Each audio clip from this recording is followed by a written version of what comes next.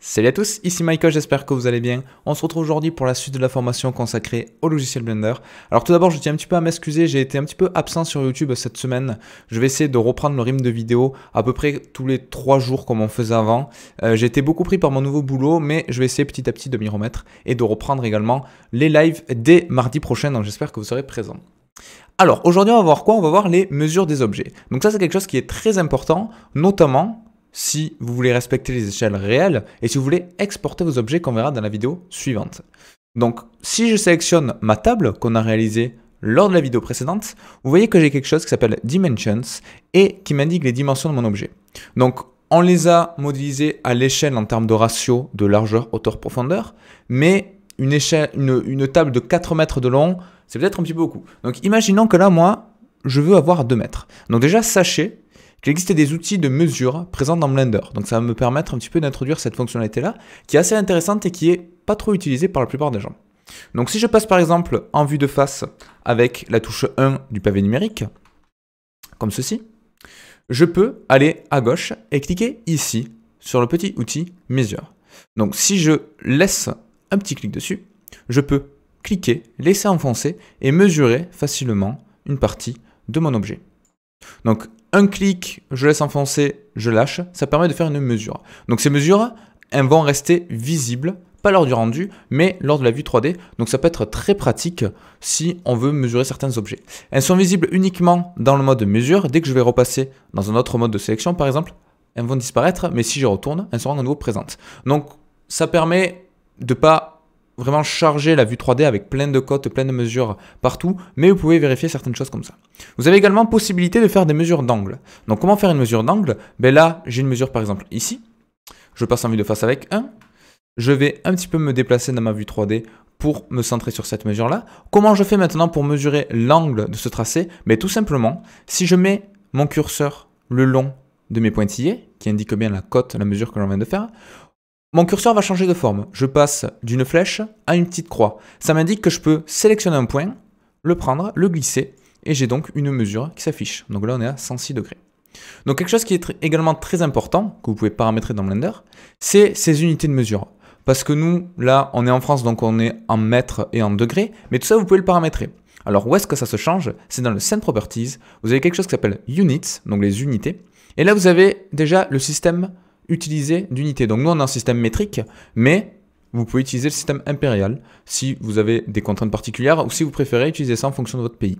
Donc moi je vais rester en métrique, mais si je passe en impérial, vous voyez que ça va convertir du coup les dimensions en pouces. Donc voilà, il y a plein de choses qu'on peut changer. Les rotations également, on peut passer du degré au radian si vous le souhaitez. Donc voilà, il y a plein de choses. Moi je vais repasser en métrique et en degrés, mais quelque chose qui est également très important, c'est l'unité de mesure des longueurs. Donc, qui dit métrique dit mètre par défaut.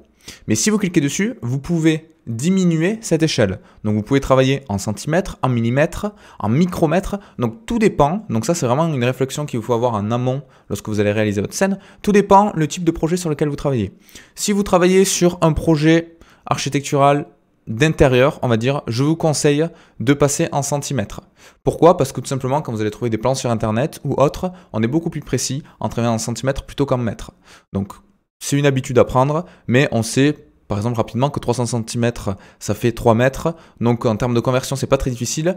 Et on préfère travailler en centimètres. Si, par opposition, vous êtes sur un projet architectural, mais à plus grande échelle, comme par exemple modéliser des bâtiments, là, on va peut-être travailler plus en mètres, voire en kilomètres si vous voulez modéliser une ville en entier. Donc ici, il faudrait que j'aille en kilomètres. Et si, au contraire, vous voulez modéliser des choses extrêmement petites, donc par exemple, si vous voulez modéliser ce qu'il y a présent sur votre bureau avec des stylos, des trombones, etc., vous pouvez passer potentiellement en centimètres. Donc ça, c'est un choix de votre part. Et ça va mettre à jour en temps réel votre vue 3D. D'accord? Donc maintenant, sachez également qu'il existe un outil permettant de mesurer un petit peu plus précisément vos objets. Parce que là, c'est bien beau, je peux cliquer, laisser enfoncer, lâcher, mais je ne suis pas vraiment précis. Vous avez en haut quelque chose qui s'appelle le Snap, que vous pouvez soit activer en cliquant sur le petit aimant ici, soit en appuyant sur la touche CTRL. Et vous voyez que si j'appuie sur CTRL, ça me met un petit cercle. Et ce petit cercle va m'indiquer qu'en fait, on a le snapping qui est activé. Donc je pourrais très bien, avec CTRL 1, passer en vue arrière par exemple, ou en vue avant, ça ne change pas grand-chose, hein, mais c'est vraiment pour l'exemple. Je pourrais très bien mesurer la longueur précise de la table en appuyant sur CTRL ou en cliquant en haut sur le petit aimant. Donc je vais faire cette solution-là, ça m'évite de rajouter des raccourcis clavier. Donc j'appuie sur Snap. Vous voyez que j'ai un petit cercle qui m'indique qu'il va se snapper, c'est-à-dire s'agripper, se fusionner, entre guillemets, donc à un point que l'on lui a indiqué en fonction de la topologie. Donc ce point, comment il est indiqué, c'est lorsque vous survolez une partie de votre maillage, plutôt que cliquer approximativement comme on avait avant, là il va automatiquement se snapper, s'épingler, voilà c'est le mot que je cherchais, s'épingler sur votre maillage. Donc là je peux laisser enfoncer mon clic, je déplace, je lâche, et là on voit que je suis bien à 400 cm, c'est exactement ce que j'avais ici. Alors si vous avez des problèmes d'arrondi à côté avec 0,01, c'est pas dramatique, c'est juste un petit souci de Blender, mais il n'y a pas de souci à ce niveau-là. Et là je peux voir que du coup, la longueur, c'est bien de 400 cm, donc 4 mètres de ma table. Il y a également possibilité, en mode édition, d'afficher la longueur des arêtes. Alors ça, comment ça se passe? Tout ce qui est affichage, donc je vais au passage désactiver le snap pour pas avoir des soucis par la suite. Tout ce qui est affichage dans le mode édition et dans le mode object, par exemple, ça va se situer dans Overlay. Si vous cliquez dessus, là c'est toutes les informations, Viewport Overlay, que vous pouvez afficher dans la vue 3D en surimpression écran, c'est-à-dire par-dessus votre objet, pour la plupart des éléments, que vous pouvez tout paramétrer. Donc par exemple les axes, je peux enlever le X, le Y, rajouter le Z, ça peut en aider certains pour se repérer un petit peu plus. Mais nous, ce qui va nous intéresser, c'est ceci, Measurement. Si je mets par exemple Edge Length, toutes les edges que je vais sélectionner, donc par exemple celle-ci, je clique dessus et là ça m'affiche bien sa longueur de 373 cm. Si j'appuie sur Shift et que je sélectionne ces trois-là, on voit bien que si je fais la somme de 13,3 plus 173 plus 13,3, on tombera sur une valeur totale de 400 cm. Donc ça peut être très pratique. Par contre, l'inconvénient, c'est que ça va s'appliquer sur la sélection. Donc si vous appuyez sur A pour tout sélectionner, ça devient vite n'importe quoi, on ne s'y repère plus du tout.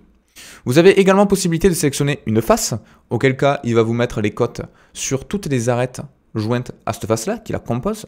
Et si je retourne ici, dans les propriétés, vous pouvez mettre par exemple Face Area, et vous avez les dimensions, donc là en centimètres carrés, les face angles pour les angles droits, et de même pour les arêtes. Donc ça peut être très pratique pour ceux qui font des plans en architecture, pour calculer rapidement les volumes, les surfaces plutôt d'une pièce. Donc ça c'est très pratique. Je vais le désactiver parce que là on n'en a pas besoin. Bon, nous pour notre table, vu qu'elle est relativement simple, imaginons que je veuille obtenir une table de 2 mètres de long en termes de dimension. Ce serait 200 cm. Donc plusieurs possibilités. 200 cm, il faudrait que je divise par 4, donc par 2, pardon. Donc si je mets 200 ici, ça me met 0,5 en scale. Il faudrait que je mette également 0,5 là et 0,5 là pour bien garder l'échelle. Mais sinon, si vous voulez le faire beaucoup plus rapidement avec un raccourci clavier, vous appuyez sur S pour le rescale. Là, on tombera avec beaucoup de difficultés pour tomber sur 200 cm parce qu'on a une échelle précise, mais si j'appuie sur CTRL, donc c'est l'équivalent du snapping de tout à l'heure, qui est par défaut en incrémental, c'est-à-dire qu'il va baisser selon un pas en particulier. Donc il y a différents modes de snapping, on ne les verra pas aujourd'hui, mais par défaut vous voyez que c'est en increment. Donc si j'appuie sur S pour faire un rescale, CTRL pour baisser de 0.1 à 0.1, vous le voyez au niveau de l'échelle, mais petit à petit je vais arriver à tomber sur 200 cm, je clique, et là c'est bon. Donc j'ai bien ma table qui a été modifiée en termes de dimension et d'échelle du coup, et je peux faire CTRL A pour l'appliquer, et je fais Scale, et du coup j'ai bien appliqué les modifications, les transformations de mon objet, et j'ai bien une dimension de 200 cm pour la table, et ça va nous aider pour l'exportation, qu'on va voir dans la vidéo juste après. Donc j'espère que vous aurez appris quelques fonctionnalités, notamment le measurement, que ce soit manuellement ou en mode édition, parce que ça peut être très pratique, et également le changement d'unité. Donc je vous ai parlé, nous ce qui nous intéressait c'est pour les degrés, du moins pour les rotations, pour les angles, pour les longueurs, mais vous pouvez changer la masse, le temps, comment il est calculé, les températures, tout ça c'est plus pour de la simulation, mais sachez que tout est présent ici. Donc j'espère que ça vous aura plu, et je vous dis à très vite pour la vidéo sur l'exportation des objets. Ciao.